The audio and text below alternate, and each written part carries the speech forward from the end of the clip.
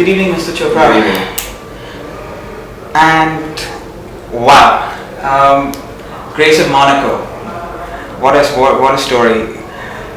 Please tell me, since this is YRF Entertainment's primary first international release, what was the hurdles you all faced in getting to the production of the film?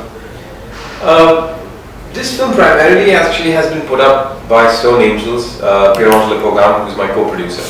I came on this film when it was already pretty much ready to go. Nicole was just being attached, the director and everything else was in place. So I came in primarily as a financier producer for this film, because this was my way of getting into the industry in Hollywood. So there were not many hurdles except for the fact that I had to fly to Paris, which I don't see as a big hurdle to make a deal with my producer, my co-producer, Pierre. Yes. In fact, my next question is regarding the director, Oliver Dahan. What was it like working with an Academy Award winner for La Vie en Rose? Oh, he's got a great visual sense. He's got a very unique, language of film that he brings to it. He made a movie that everybody knows of, La Vie en Rose, which is a very character piece, whereas Grace of Monaco is different. Indeed. And he understood that. He understood that this is a very different kind of a fairy tale almost, which is what we even say is right at the beginning of the movie about this this great Hollywood actress who marries a prince, and you see her at a point in her life when the marriage is not really working suddenly, and she's harboring thoughts of going back to Hollywood. And at the same time, de Gaulle is threatening to invade. And so it's a film about marriage in one level, and a film about how when that starts to work, everything else comes into place. And of course, for Grace Kelly, it's she realizes that it's another role that she must play to protect Monaco from France, and how she in fact helps in doing that. Okay, so the other question I also wanted to ask was it was written and produced by Arash Amel. Right. His point of view for Grace is a very human point of view, where everybody else has deitized her, has raised her up to another level. How did that make the entire movie? How did that substance come about? What was? Well, Arash wrote the film on spec. So it was no one had commissioned it. He just decided that this is an interesting story that he must write. He knew about the historical events that took place at that point, and it was a story that had not been told. As for humanizing it, I think that's where it differs from other biopics. That it's a snapshot of her life that happened between this year and this year. It's not an entire life of Grace Kelly. It's just the time in her life when she'd already been married for a few years, she's had 2 children, and she's still not sure of who she is. And through the movie, of course, there is a change in her character, and you realize that she understands, and she becomes Grace of Monaco. She becomes, her Serene Highness, the princess. So that's the journey that she takes in this movie, and that's what I think Arash has tried to bring about through this movie. So primarily the two characters who have to face each other most often than not are Prince Rainer III and Grace Kelly. These two characters, by far, we have not seen their lives because Grace Kelly passed away when she was so young. But how did that story touch you about these two people with very public lives having their private lives? Which is in fact one of the reasons what drew me to the material, because when you think of this marriage that happened, it was a fairy tale wedding. They had it, telecast all over the world, and you would expect that that everything lives happily ever after, but it doesn't happen that way in life, and that's exactly what is portrayed in Grace of Monaco. That they're human beings with their own frailties and issues that they come up, and they do come up between Rainier and Grace, and how they solve those issues. And in a way, it's also a piece about marriage, because once the marriage works, everything starts working again. So it's layered, but it's layered with enough entertainment that you're always wondering where I'm going next, because it's also a political drama. It's also, the stage is politics about what is going to happen to Monaco, and it's a lot of as they say, guile, and that's what was very Monegasque. Monegasque being from Monaco, yes. That they would win on just pure guile, and that is also what the film is about. Speaking of Monaco, how much of a part did Monaco play as a third character or fourth character in this book? It's a huge part of the movie, and we shot in the palace itself. Of course, we've recreated Monaco in different parts of the world as well. We've shot some of the interiors in Belgium. We've gone to Genoa, Italy, to recreate some of the other areas of it. Of course, we've shot in France, and Paris, and Monaco itself. But it's a very integral part of the movie, because it's a very small little state, little country, and it has its own kind of culture. And in the movie, you will see that it's been invaded by a lot of people, but it's always survived, and it survived on just diplomacy and guile. And that's exactly what Grace has to learn. Okay, so she picks up that. It's part of the caption, is the greatest role Grace Kelly would ever play. And that's exactly, even though she's an actress from Hollywood, she decides and she realizes that this is the real part that she must play to save, one, Monaco, and two, her marriage. Now, question about Nicole Kidman. What was she like in person, and what was it like working with her and watching her be this character and she's imbibed? She's wonderful as a person. I think she became Grace.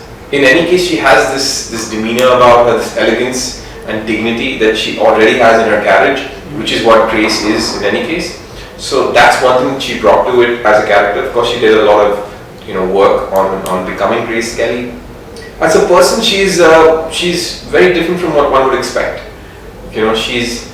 She's an Australian girl, and yet she's this huge movie star. But you don't see that diva-esqueness that you would normally associate with somebody like her. She comes across as very down to earth. We were on set and we were chatting. Her children were running around, and she was playing the mother's role outside, off the set, and being this big star on set. And the cool thing about her is that, and that you get to hear that very, very rarely, is that she loves India. And she's been to India a couple of times. She's been to Goa, she's been to the north, and she actually wanted to come down for the premiere. I asked her, and unfortunately the dates didn't match. She has to go for the Shanghai Film Festival, and it was just that I had to release the film at this point because piracy in India. Indeed. It's just we need to get the film out. But hopefully we'll do another film together, and maybe I'll bring it out. That'd be lovely. And actually, the next question is one of my personal favorites. Tim Roth, from Pulp Fiction to Lie to Me to all the way right up to Hulk, he is by far brilliant. He's a great actor. Tim Roth actually is going to be a surprise to most people who watch the film, because naturally they're expecting the film to be about a one-hander about Grace, but Tim Roth really brings in a new layer to Rainier. You expect, at least I didn't know so much about what Grace was and what Prince Rainier was. I was expecting Rainier to be this very charming man and this, someone who charmed this beautiful Hollywood, actress and star off her feet. But Rainier comes across very differently, and he's almost sinister. He's almost tough. He's very tough. And the way he's been styled also, he's got that short hair, that moustache and the glasses, he's smoking. He almost comes across as a mob boss. And the way Tim has played the role also, he's come across so strong that it is one of the surprises of the movies that in terms of performances, he's really brought that to the forefront. Even his talking style, he's British and he's got a British accent, but Rainier had a very typical British accent. He spoke very much like that. So Tim Roth talks like that in the movie, and it's hard to do, especially when you're doing dramatic scenes. And he's really brought a very unique perspective to Rainier, which I didn't expect it to be. And my next question is, as a producer, and especially one who's now you're entering onto the world stage, because after this is The Longest Week, Jason Bacon, Oliver Wilde, so that I'm looking forward to. That's brilliant. So this one you're not looking forward to? Oh no, don't get me wrong. Don't get me wrong. The reason I'm looking forward to that is, well, totally different. It's a comedy drama. This is a biopic of epic scale. Right. There are two totally different worlds. Right. But as a financier, as a financier, how do the rigors of work differ in the world of Hollywood compared to India? Well, I think for an independent producer, they are far better and they are very different. Here, there is no real thing as an independent producer. He's pretty much he needs a studio to at least distribute his movie. And he has to raise some amount of money on his own.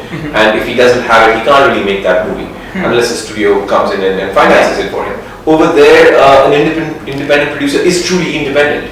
He is independent of the studio system, which means that he can actually raise money, he doesn't have to have money through pre-sales, through rebates, and go ahead and make a movie and have his own voice and not have to worry that a studio will really back this film or not. He can find a distributor later on, but he has the ability to raise that finance and make that movie. So in that way, it's very different. And with the point of view as Yash Raj is a powerhouse. It's brilliant and a mainstay in our country. With this particular film, what are the various other kinds of films? Because, like I said, the longest weeks. The reason I asked was because it's a comedy drama. This is a biopic drama, not just a biopic drama. It's trying to stay as true to a story as possible. Right. What are the other aspects of film that in international film that you're going to be, looking forward to? Well, I'm currently developing 2 other movies. So Longest Week releases sometime in the fall, and that's I call it an elevated rom-com in the space of what Wes Anderson kind of makes. Yeah. So that's what I'm expecting people to get out of that. But we're also developing one film which is based on a book called Seducing Ingrid Bergman. Ooh, lovely. So that's again a snapshot of Ingrid Bergman's life. World War II just got over, and RKO Pictures sends her to Paris to entertain the troops. And there she meets the celebrated war photographer Robert Capa. And they have this torrid love affair while she was actually a married woman. And she was actually, with that backdrop, plus the torrid affair that these two had, which is almost like a Casablanca-ish real life thing that happened. Wow. So that's our next film, and it's been written by Arash Hamel as well, who wrote Grace of Monaco. So to be as human as it can be. We're trying our best, and that's been developed with me. So we're in the last stages of finishing that draft, and then we go out to directors and talent after that. Brilliant. And then the other film that we're almost again finished with the final draft is a female-based action thriller, which is being cast from America. Crew and cast comes from America, but it's set in India. So the stage is India, and we want to bring that grittiness and the real India that people have not yet seen, which they think they've seen in Slumdog Millionaire, but it's not that. India is so much more. So we want to bring some of that to that. Wow, that's brilliant actually. That's very nice to hear. Yes, with this movie being so close to your heart, and you've been working with this film, pretty much putting lifeblood into it. How much of this film has captured the epitome of Grace, the word, not just the person? Oh, it's completely exactly what I thought it would be when I read the script, and from that time to when I see the movie, I feel it's captured the essence of Grace Kelly and of Grace itself very beautifully.